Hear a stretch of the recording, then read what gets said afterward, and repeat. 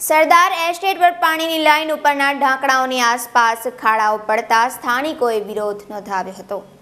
શહેરમાં ચોમાસું ખેંચાયું છે ત્યારે સેવા સદન દ્વારા કરવામાં આવતી પ્રી મોન્સૂન કામગીરી પણ ખેંચાઈ ચૂકી છે।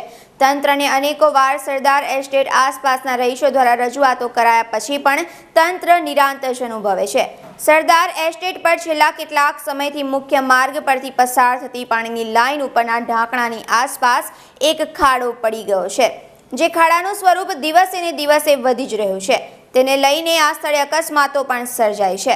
થોડાક દિવસમાં વરસાદને લીધે આ સ્થળે મોટું ગાબડું પડી જવાની ભીતિ પણ સ્થાનિકો સેવી રહ્યા છે। પ્રચલિત પંક્તિ પ્રમાણે વરસાદ પહેલા પાળ બાંધવી વિશે સેવા સદનના અધિકારીઓને કદાચ ખ્યાલ નહીં હોય, પણ સ્થાનિકો સંકટ પહેલા આ અંગે સેવા સદન ધ્યાન આપી આ સ્થળે કાર્યવાહી શરૂ કરી અને તેનું સમારકામ કરાવે તેવું ઈચ્છી રહ્યા છે। ક્યાંક એવું ન થાય કે આ જ સમસ્યાને લઈ કોઈ મોટી હોનારત થાય તે પહેલા તંત્ર દોડતું થાય અને કામગીરી પ્રારંભ કરે તેવી લોક માંગ ઊભી થવા પામી છે।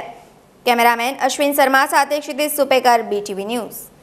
આ સરદાર એસ્ટેટ વિસ્તાર છે, આજવા ચોકડી છે અને અમે તંત્રને કેટલી વાર ઘણી વખત રજૂઆત કરી છે, પણ કોઈ એના પગલાં લેતા નથી। કેટલા માણસો એ ફસાઈ જાય છે, ખાડા મોટા મોટા એટલા બધા પડી ગયા છે કે તંત્ર એ ગાડી કોઈ જોવા આવતું નથી અને અમે છતાં રજૂઆત કરતાં બી કોઈ આવતું નથી।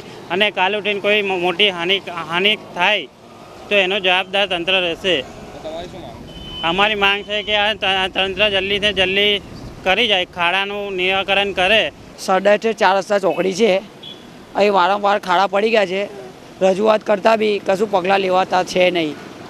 અમને ટાયર એક બે વાર ટાયર ફાટી ગયા, એક બે જણના પગ ફસી ગયા। અમે વારંવાર કાઢીને વારંવાર રજૂઆત કરી, પણ હજુ કશું પગલાં લેવાયા છે નથી। બેદરકારી છે, કાયમ માટેનું કરીને જાય છે, ખાલી ઉપરથી કરીને જતા રહે છે, પછી પાછું પોલું થઈ જાય છે।